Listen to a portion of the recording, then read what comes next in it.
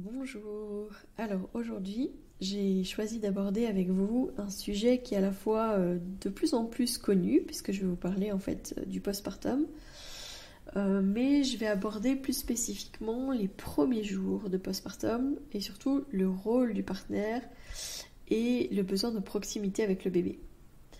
Je vais en fait aborder tous ces sujets-là, mais aussi dans l'optique de faire en sorte de vous expliquer pourquoi est-ce que c'est vraiment nécessaire d'être en proximité ainsi avec son bébé.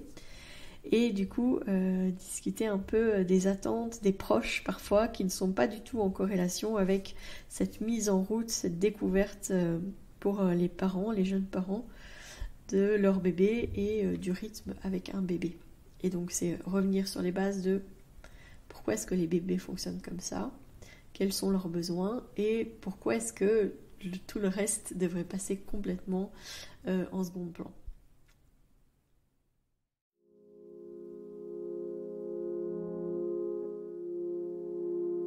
Bienvenue dans Bulle de Sage-Femme, le podcast qui déconstruit les croyances, démystifie les peurs sociétales, redonne toute sa place à la physiologie des femmes qui savent enfanter dans leur pleine puissance, mais aussi des bébés qui savent se mettre au monde. Ici, vous profiterez de l'expertise de sages-femmes pratiquant en dehors des hôpitaux, des accouchements à domicile ou en maison de naissance. Nous souhaitons que vous trouviez les outils, les informations pour que vous puissiez être les acteurs de la naissance de votre bébé, et ce quel que soit le lieu où vous avez décidé de l'accueillir. Mon nom est Mélissa Chambard, sage-femme, maman de 5 enfants. À chaque épisode, je vous partagerai mes astuces, mes bons plans, mon expertise, des anecdotes, mais aussi des témoignages de parents, de sages-femmes et des rencontres inspirantes autour de la périnatalité, dans la bienveillance, la force, la puissance. Allez, vas-y.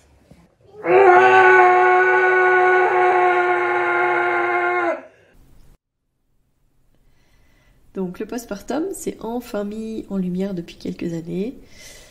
Et même si les parents sont parfois sensibilisés, et c'est pas le cas à chaque fois, je veux dire à la maison de naissance, on parle d'office du postpartum, mais dans les suivis qu'on est amené à faire en dehors des suivis de la maison de naissance, je suis parfois confrontée à des situations où je me dis, c'est fou à quel point on n'est pas du tout préparé à accueillir un nouveau-né, et à quel point on se met une pression sur les épaules juste par rapport aux attentes des autres.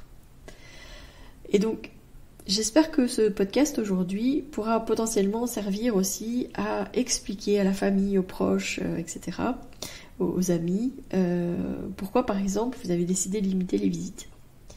Parce que c'est souvent mal pris, le fait que vous limitiez les visites, mais c'est expliquer, voilà, être peut-être la porte-parole de pourquoi est-ce que c'est nécessaire justement de limiter ces visites pour que ce soit beaucoup plus aisé et beaucoup plus facile pour la mise en route de l'allaitement par exemple, pour le lien d'attachement, pour trouver son rythme, etc. Donc voilà. Donc n'hésitez pas en tout cas à partager ce podcast à vos proches si vous voulez leur expliquer pourquoi est-ce que vous avez pris cette décision et pour que peut-être ils trouvent le moyen de vous soutenir autrement qu'en venant vous apporter un énième doudou ou une énième tenue complète toute mignonne mais que votre bébé ne mettra peut-être qu'une ou deux fois le temps de faire une photo. Donc voilà. Alors, notre société, elle pousse quand même très fort, trop vite, à retourner à une vie, et je vais mettre des gros guillemets, à retourner à une vie normale. C'est jamais normal en fait, le retour à une vie après, le retour à la vie après avoir accueilli un nouveau bébé dans votre famille, surtout si c'est votre premier, parce que c'est toujours justement une nouveauté et c'est toujours un gros réajustement qui va demander du temps, qui va demander de l'adaptation de votre côté comme de celui de vos enfants ou de votre bébé et de votre bébé. Clairement, de nos jours, avec ce retour assez rapide à la maison, c'est vrai que si jamais vous accouchez à l'hôpital, normalement vous allez rentrer chez vous au 2e jour. Au 2e jour, vous n'avez pas encore forcément votre montée de lait, vous tâtonnez tout juste avec votre bébé. À l'hôpital, on vous aura montré un bain et puis on vous aura dit, ben voilà, rentrez chez vous, avec un peu de chance, vous avez une sage-femme qui viendra vous voir à la maison, et alors c'est elle qui vous accompagnera, qui fera en sorte de répondre au maximum à toutes les questions qui vont venir après ça, clairement. D'où avoir bien préparé son postnatal et avoir choisi une sage-femme qui fera qui viendra faire les visites postnatales chez vous a beaucoup de sens parce qu'elle aura pu et vous connaître avant, savoir quels sont vos besoins et puis vous accompagner dans les premiers jours, premières semaines, premiers mois de vie, etc. De nos jours, avec cette sortie à 2 jours postnatal, c'est comme si la société, elle disait, à partir de là, vous devez reprendre votre vie comme elle était. Et notamment, c'est bien, vous rentrez chez vous, du coup, il faut lancer la lessive, il faut ranger, il faut pouvoir accueillir du monde, etc. Potentiellement se maquiller, se préparer pour pouvoir accueillir les gens, avoir fait une belle table, avoir mis les dragées en valeur, etc. Pour pouvoir offrir aux proches qui vont venir voir le bébé une petite... une petite pochette de dragées ou un petit cadeau pour les remercier d'être venus. Mais ça, c'est une pression sur les épaules des parents qui est juste énorme. Faut essayer de revenir un petit peu en arrière là. Elle a potentiellement eu un accouchement qui a été long, parce que pour un premier, elle était peut-être pas prête justement à avoir des périodes où elle va avoir du pré-travail, où elle va être fatiguée parce qu'elle n'aura pas assez dormi, puis elle va enchaîner sur son travail actif, etc., l'accueil de son bébé, les premiers jours à l'hôpital. Si je vous parle des premiers jours à l'hôpital, c'est rarement en fait un moment où les femmes, les familles se reposent. On leur dit que c'est pour se reposer, mais en réalité ils ne se reposent pas. Il y a toujours quelqu'un qui va venir toquer à la porte. La sage-femme, parce que c'est l'heure du soin, ou parce qu'elle veut savoir de quand est-ce que date la dernière tétée, ou qui va devoir un petit peu accompagner par exemple le premier bain. Il va y avoir la personne de l'ONE qui va venir apporter le carnet, vous expliquer les consultations pour enfants, etc. Il va y avoir le kiné ou la kiné qui va venir, qui va vous masser les jambes, etc., qui va vous donner les premiers exercices de réappropriation du périnée. Il y aura la personne qui va venir vous apporter les repas, peut-être l'étudiante qui va venir faire vos soins. Il y aura votre gynécologue qui va repasser, vous reparler de votre accouchement, peut-être vous donner une prescription ou l'autre. Il y aura le pédiatre qui viendra voir le bébé, pareil, qui vous fera des prescriptions, qui vous expliquera ceci ou là. Bref, vous l'avez compris, il va y avoir un turnover de professionnels qui va passer autour de vous qui est énorme. Donc c'est pas à ce moment-là, clairement, qu'on se repose. Pourtant, on en aurait besoin. Pourtant, ça serait vraiment nécessaire. Mais en général, c'est pas là qu'on se repose. En plus de ça, on va avoir mis en place des choses qui vont pas être vraiment bénéfiques pour la mise en route de l'allaitement, par exemple. Notamment, à la maternité, on a tendance à avoir ces petits nids douillets, là, qu'on pense douillets, mais en tout cas, ces petits berceaux dans lesquels on pose les bébés quand on est dans la chambre pour que la maman puisse reposer. Et du coup, on met d'office une distance entre la maman et son bébé, et ça va rendre les choses potentiellement un peu plus compliquées. Le bébé, il faut se rappeler que quelques heures avant, il est dans un milieu d'eau, il y fait en moyenne 37 degrés, il ne sent pas la sensation de faim, etc., parce qu'en fait il est toujours raccordé à son cordon ombilical, etc. Il profite, il fait bon, il fait chaud, il tétouille ses doigts, il tétouille ses pieds, il tétouille son cordon, bref, à chaque fois qu'il tétouille, il boit du liquide amniotique. En fin de grossesse, il faut savoir quand même qu'un bébé boit en moyenne 1 demi-litre de liquide amniotique par jour. Donc il a l'habitude de boire du liquide, et notamment quand on mange des choses qui sont un peu sucrées, ça donne beaucoup du goût au niveau du liquide amniotique, et donc le bébé aime beaucoup ça et boit beaucoup, et après souvent il a le hoquet. Bref, tout ça pour dire que il est dans un état un peu de bien-être, de plénitude. En tout cas, il n'a pas de besoin particulier à subir, parce qu'en fait, c'est comme si tous ses besoins étaient comblés. Une fois qu'il naît, c'est un énorme chamboulement pour le bébé. C'est-à-dire que tout ce qu'il connaissait in utero est complètement perturbé. D'accord ? Il fait froid. Enfin, faut s'imaginer quand même 37 degrés. Même quand nous, on dit il fait super chaud là dans la salle d'accouchement, il fait quand même 25 degrés. Pour lui, c'est déjà une grosse descente. D'autant plus qu'il est tout mouillé. C'est comme si nous, on allait dehors tout nus à 0 degré, quoi. c'est pas du tout chaud.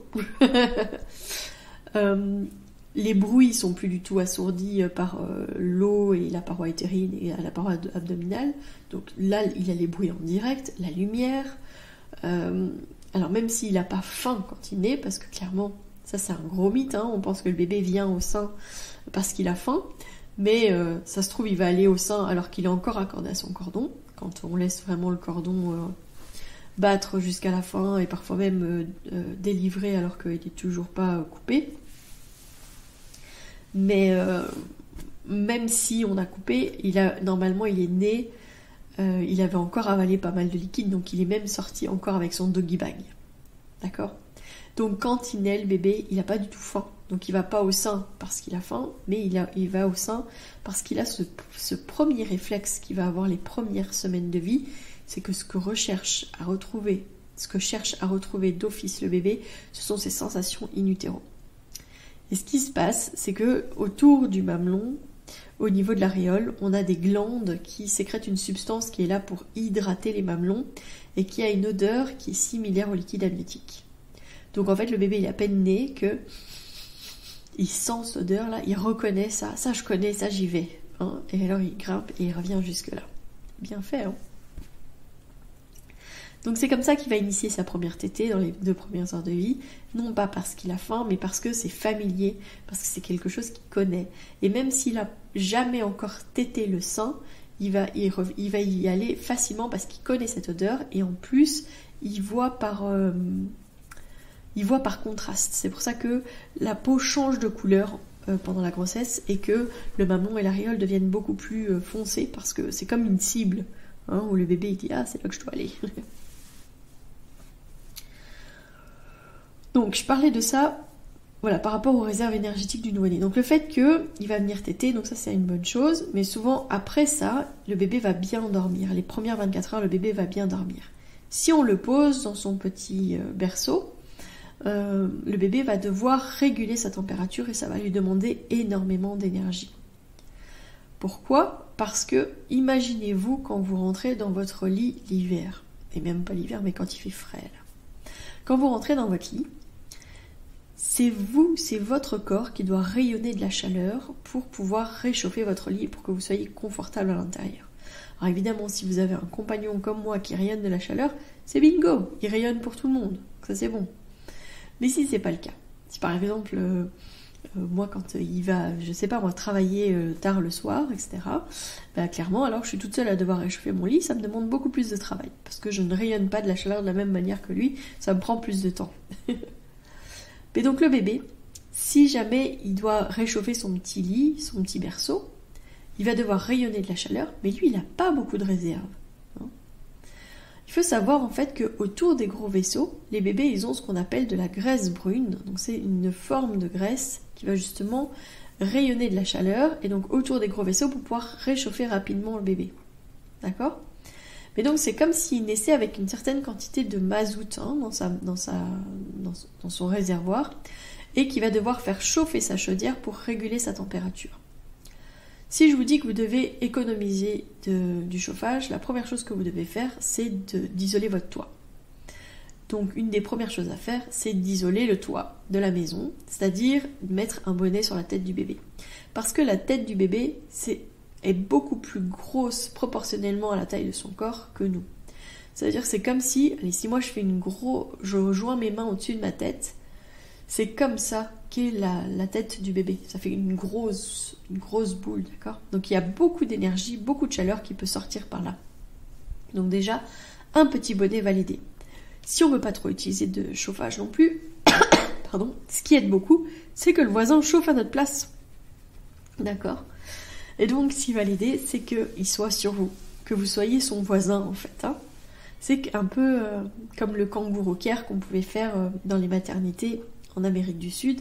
C'est-à-dire que les petits prémas, quand on n'avait pas de couveuse pour eux, hein, quand on ne n'avait pas encore récupéré nos anciennes couveuses, bah, les couveuses, en fait, c'était les parents. C'est comme ça qu'on faisait du kangourou care.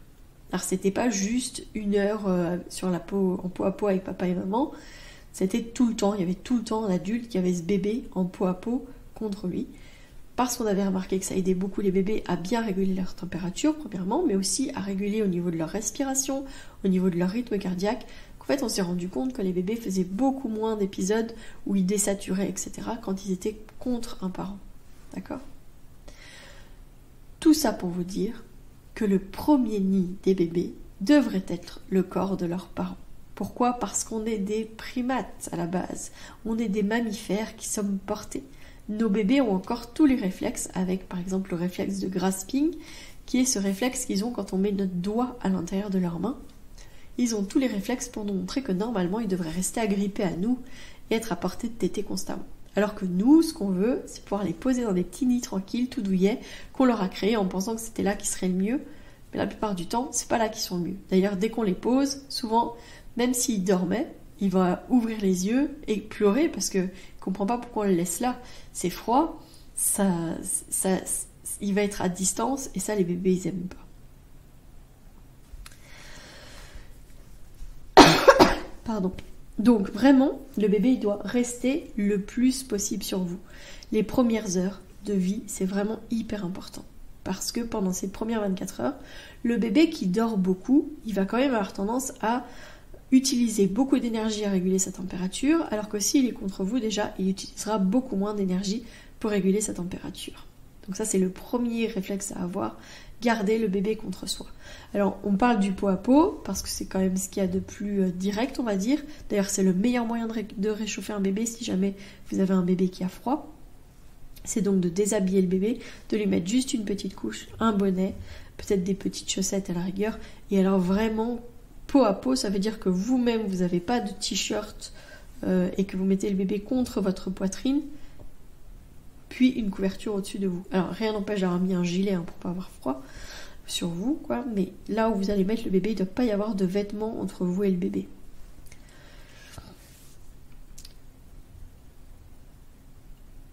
Il faut aussi se rendre compte que pendant ces premières 24 heures de vie, voilà, il va utiliser beaucoup d'énergie. S'il reste contre vous, vous allez déceler plus rapidement les premiers signes comme quoi il est prêt à téter. Pourquoi ? Parce que si on le met à distance, le bébé il va avoir tendance à devoir faire plus de bruit pour que vous entendiez qu'il est prêt à téter. On a une mauvaise expression de nos jours quand on dit qu'il faut allaiter à la demande. Parce que à la demande, ça veut quand même dire que le bébé doit demander quelque chose. Alors que normalement, ça devrait être allaité dès les premiers signes comme quoi le bébé est prêt à téter. On ne devrait pas attendre que le bébé pleure parce que quand le bébé pleure, neurologiquement parlant, il n'est pas capable de rester en éveil calme assez longtemps. Et donc là, il va rentrer en éveil agité et il va avoir beaucoup plus de mal à bien prendre le sein, à faire une grande bouche, à bien se mettre pour avoir une bonne succion, etc. Ok. Donc ça, c'est vraiment les premières 24 heures. Faut pas hésiter à faire perler un petit peu de colostrum sur les doigts et puis en mettre directement dans la bouche du bébé pour lui donner de l'énergie pour qu'à la prochaine tétée, il ait plus d'énergie qu'il soit capable de tenir. Donc je vais pas vous faire tout un truc sur l'allaitement parce que je pense que ça sera tout un sujet une autre fois. Mais c'est vraiment pour expliquer pourquoi est-ce que c'est important que le bébé reste près de vous, contre vous, au maximum, pour que vous déceliez plus rapidement qu'il est prêt à aller au sein, pour que vous le gardiez au chaud et qu'il n'utilise pas trop de son énergie pour pouvoir réguler sa température. Ça, c'est vraiment les prémices des premiers jours. Bon, s'il dort assez bien les premières 24 heures, je dis juste une chose, c'est que c'est pas tous les bébés qui vont bien dormir les 24 premières heures. Il y a des bébés qui vont quand même se réveiller plus régulièrement. Mais donc, si votre bébé dort bien, si vous en avez la capacité, n'hésitez pas, vous, à dormir aussi. Pourquoi ? Parce que les mamans, elles ont souvent plus de mal, parce qu'elles sont un peu en hypervigilance, là, comme ça. Même si elles sont toutes bien, elles sont ok, etc., souvent, elles sont quand même en hyper-éveil, alors qu'elles sont fatiguées. Ça, c'est un moment assez compliqué. Mais donc, si elle arrive à dormir, c'est bingo et c'est bon, parce que, justement, elle va avoir, dans les prochains jours, des moments un peu plus difficiles. Bon, comme je disais, donc là, la société qui nous dit qu'il faut ranger, etc., quand on est à donc 24 heures de vie, le lendemain, on va être déjà dans le mode on va vous montrer le bain, etc. Si on a de la visite qui vient déjà à ce moment-là à la maternité, les parents vont pas pouvoir se reposer dans la journée, alors que la deuxième nuit va être la nuit de Java. Et ça, c'est pas pour rien que ça s'appelle comme ça, c'est parce que c'est une nuit qui est vraiment hyper compliquée, où le bébé va beaucoup demander, et où les parents ils vont pas beaucoup dormir, d'accord? Ça fait partie du principe, ça fait partie de comment est-ce que les bébés sont programmés, on va dire. Et ça peut être assez difficile à vivre si on n'y est pas préparé. Mais donc, une des meilleures choses à faire, c'est quand même, dans l'après-midi en tout cas, de cette deuxième journée, c'est de dormir. C'est au maximum d'essayer de dormir parce que ça sera beaucoup plus facile de vivre une nuit de Java si on a quelques heures de sommeil devant soi que si on est encore plus fatigué, ça va être encore plus compliqué. Voilà, alors après il y aura effectivement tout le turnover des professionnels qui vont passer dans la chambre au cours de ces deux premiers jours d'hospitalisation avant que vous rentriez, donc ça n'est pas du tout reposant d'avoir tous ces gens-là qui vont passer. Et donc quand vous allez avoir l'autorisation de rentrer chez vous, ne vous dites pas que c'est le moment pour accueillir tout le monde. Parce que peut-être que vous venez de vivre votre nuit de Java, puis que vous allez rentrer à la maison. Peut-être que vous allez rentrer juste avant la nuit de Java, ça va être encore plus compliqué de rentrer après et de vivre cette nuit de Java tout seul. Donc ne vous imposez pas en plus d'être fatigué parce qu'il y a des gens qui vont s'éterniser ou parce que vous devez préparer pour que tout soit optimal pour l'arrivée des invités. Moi j'en ai vu des maisons où à peine rentrée, je me rends compte que c'est bien trop propre, bien trop rangé, bien trop ordonné, et puis avec ce beau présentoir à drager, ces petits faire-part, tout est déjà prêt. Voilà, alors qu'elle a accouché il y a 2 jours. La femme qui vient de faire son marathon, là, qui vient d'accoucher, dans sa pleine puissance, qui a son corps qui s'est donné, elle est encore toute courbaturée. Elle a peut-être ses seins qui commencent à gonfler, voire qui sont hyper durs parce que la congestion elle est là et que c'est compliqué à gérer, etc. Et qu'elle aurait vraiment besoin d'être en proximité avec son bébé pour que son bébé tète beaucoup pour l'aider à gérer cette congestion qui se met en place. Elle a peut-être encore... Elle a sûrement, elle a un utérus bien lourd qui fait encore 1,5 kg sur son périnée qui s'est donné pour laisser passer ce bébé. Elle a les lolochis, donc elle a les pertes de sang qui sont assez abondantes, avec une grosse protection hygiénique pour essayer de ne pas avoir de fuite, etc. Elle a peut-être des points, elle a en tout cas des douleurs, etc. Mais elle devrait faire comme si de rien n'était, et surtout, peut-être que ses seins, ils crient qu'ils veulent pas être dans un soutien-gorge, ou en tout cas même pas avec un t-shirt. Alors si on a tonton, tata qui viennent voir le bébé, évidemment elle va pas avoir les seins à l'air. Donc c'est compliqué. Il faut savoir qu'avant les relevailles, c'était 40 jours. Ça veut dire que pendant 40 jours, la femme elle gardait le lit avec son bébé, et puis que c'était les femmes autour d'elle qui s'occupaient de la maison, qui s'occupaient des aînés, etc. pour que justement elle ait le temps de se remettre. Vous vous rendez compte que dans le temps, c'était 40 jours, et que de nos jours, 2 jours après, on fait comme si de rien n'était. Et en fait, on ne prend pas soin des femmes, on ne prend pas soin des bébés. Il faut vraiment changer notre vision de ce que doit être le postpartum et protéger le postpartum des premières semaines au maximum. C'est un gros chamboulement pour les parents qui vont devoir s'adapter à ce nouveau rôle de parents, mais aussi le gros chamboulement pour ce bébé, comme je vous ai dit, qui était au chaud, dans du liquide amniotique, etc. Et puis que là, qui doit se réadapter à tout. Tout est différent, tout est nouveau. Il va avoir besoin d'aller beaucoup au sein pour se réassurer. Pas juste pour manger, mais juste pour se faire du bien, pour se réassurer. Parce que quand il est contre sa mère, il est dans un milieu qui lui est tellement familier que ça lui fait du bien, ça l'apaise. D'accord ? C'est la première personne qui va apaiser le bébé, c'est souvent la maman, parce que quand elle met son bébé sur elle, son bébé retrouve ses sensations dans le sens où il connaît tout d'elle. Il connaît le rythme de son cœur, sa respiration, sa voix, son odeur, tout ça il connaît. Donc son premier nid, tout premier nid, c'est sa mère. Si son père ou sa mère, sa deuxième mère, prend son rôle à cœur et est très présent dans les premiers jours, ça va très vite devenir le deuxième nid. C'est pour ça que j'explique souvent que c'est pas seulement nourrir le bébé qui crée le lien, parce que souvent en fait on entend oui, quand est-ce que je pourrais tirer mon lait pour que lui puisse lui donner à manger, etc. Mais on s'en fout un peu de ça. Enfin, c'est pas le fait de nourrir le bébé qui est important. Plus tard, il pourra lui donner un biberon s'il a envie du lait que tu auras tiré. Mais là, maintenant, le fait que l'allaitement se mette tout doucement en place, et quand je dis tout doucement, c'est que les premiers jours, c'est quand même assez intense. C'est pas le moment d'aller tirer son lait puis de sauter une tétée pour qu'il puisse avoir la joie de donner un biberon. Par contre, ça peut être vraiment le moment où, juste après la tétée, quand le bébé va bien dormir, il peut aller contre son parent en peau à peau pour que la maman elle puisse potentiellement peut-être prendre sa douche ou son bain parce que ça lui ferait du bien, ou alors qu'elle puisse dormir sereinement de tout son soul parce qu'elle sait que le bébé il est bien et que là il va bien dormir.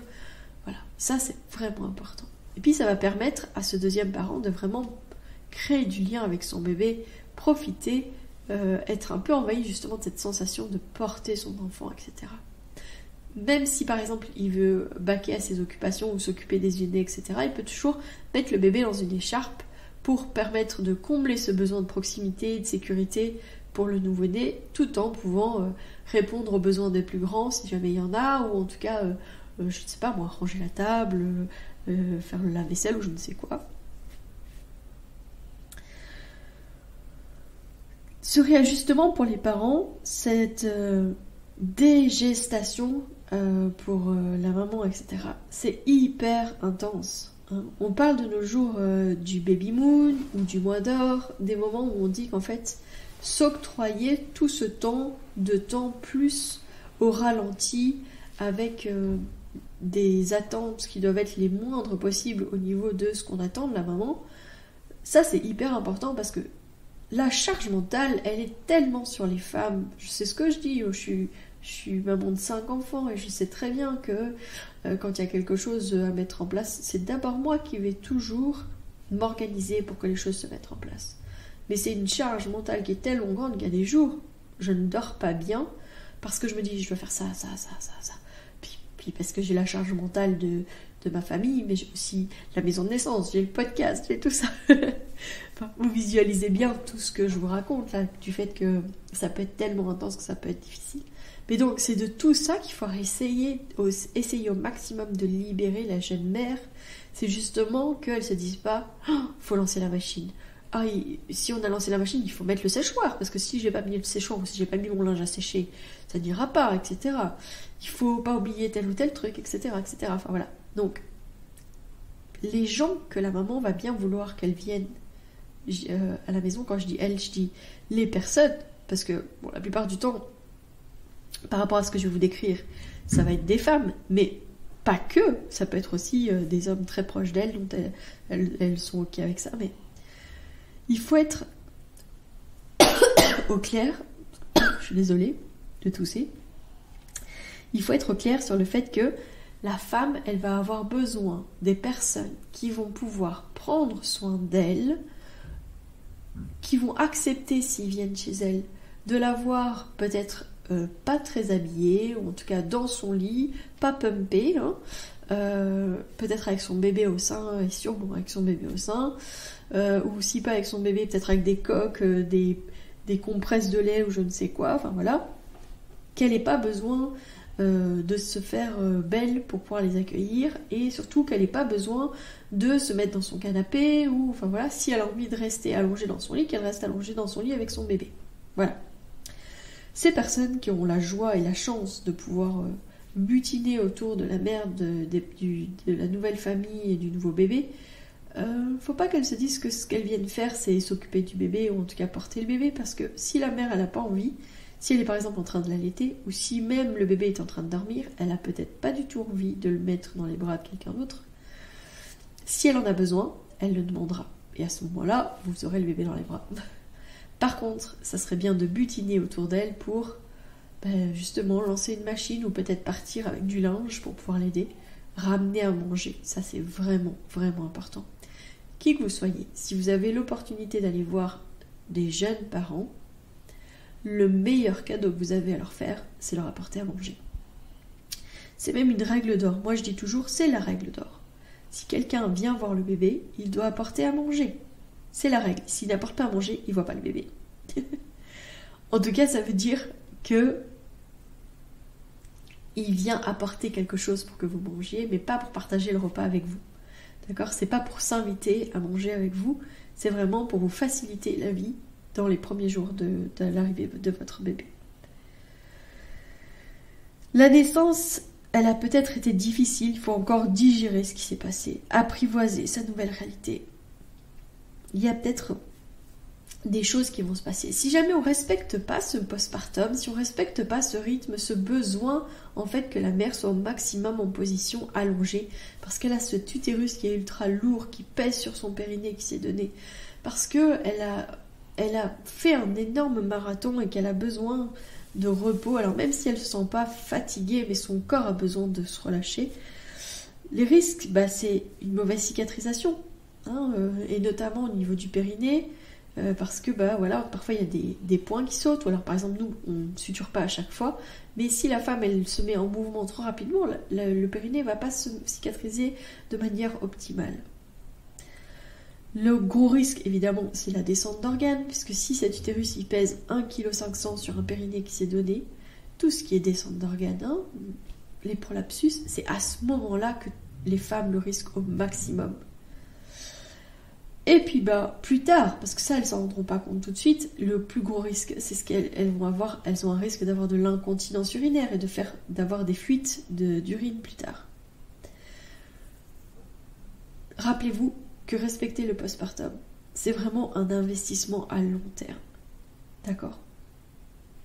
Ça va vraiment aider à une mise en route de l'allaitement qui sera beaucoup plus facile et beaucoup plus fluide si la maman reste vraiment en proximité avec son bébé pour pouvoir le mettre au sein le plus rapidement possible et le plus spontanément possible dès les premiers signes. Ça va aider le papa à prendre réellement son rôle.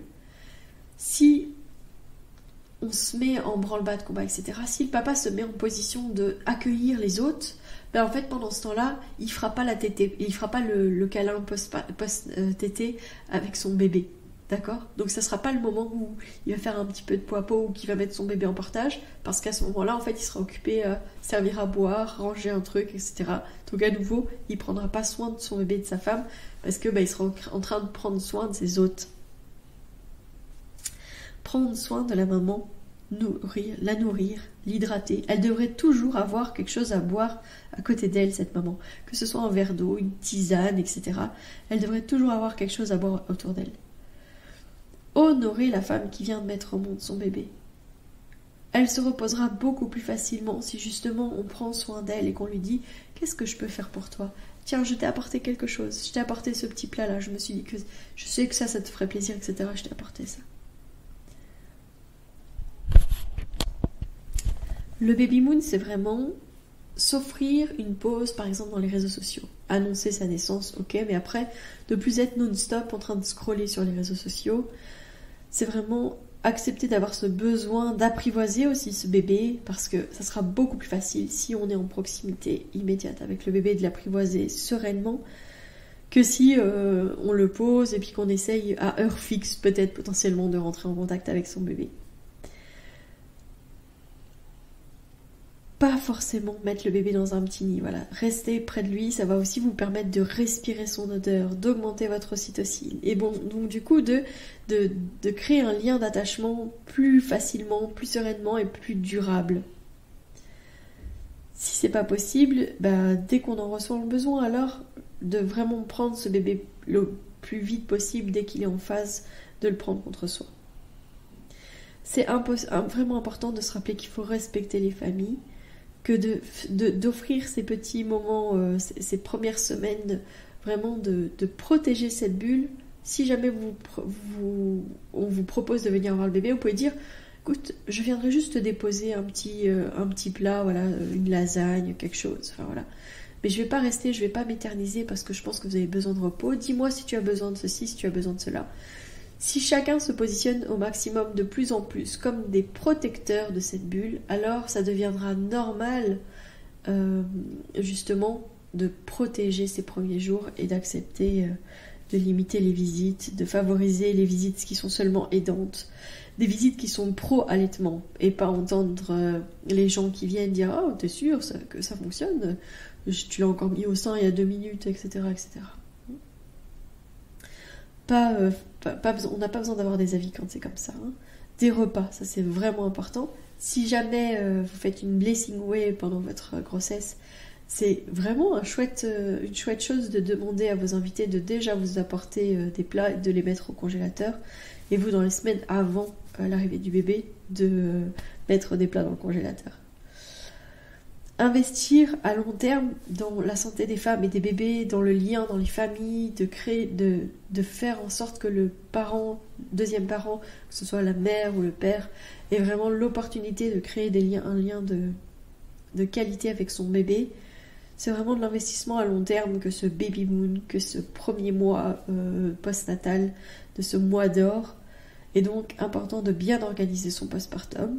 Organiser les train meals pour vraiment avoir des repas tous les jours et que vous n'ayez pas besoin de faire à manger.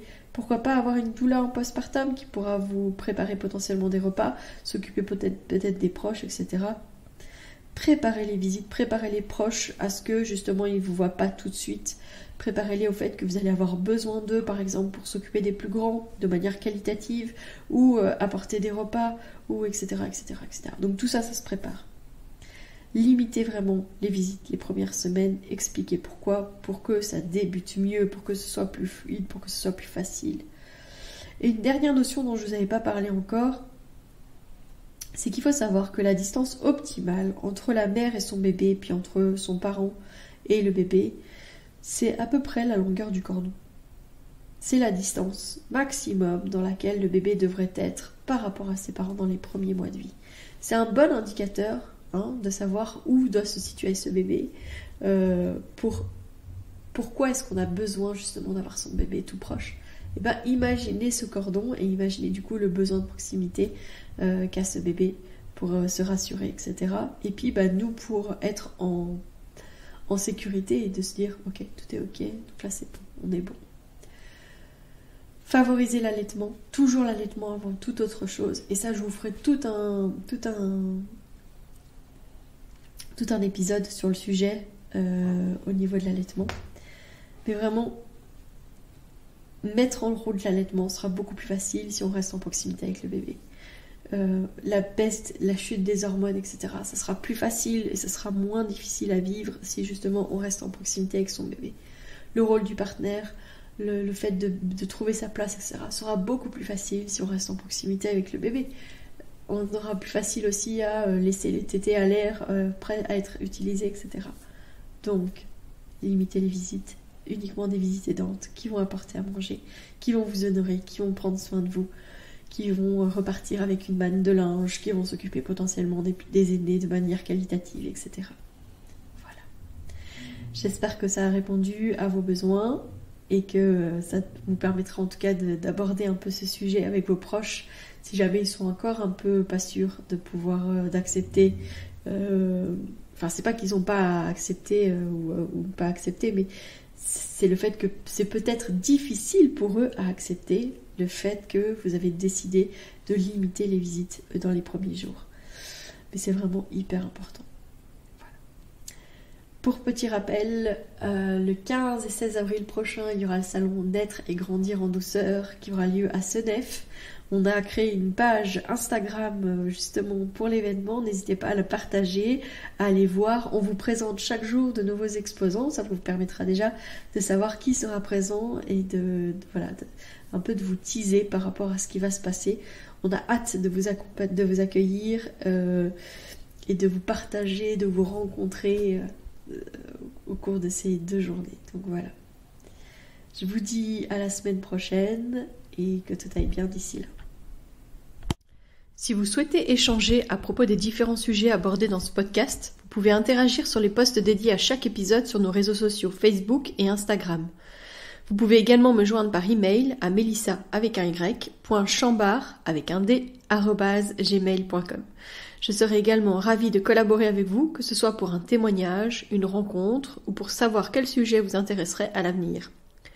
Je vous invite à vous abonner pour ne rien louper des prochains épisodes, mettre des étoiles, des commentaires et surtout à partager pour faire rayonner, voyager ce podcast, pour démystifier l'accouchement en dehors de l'hôpital, parler de ses suivis, de ses naissances et continuer à accueillir en douceur les adultes de demain.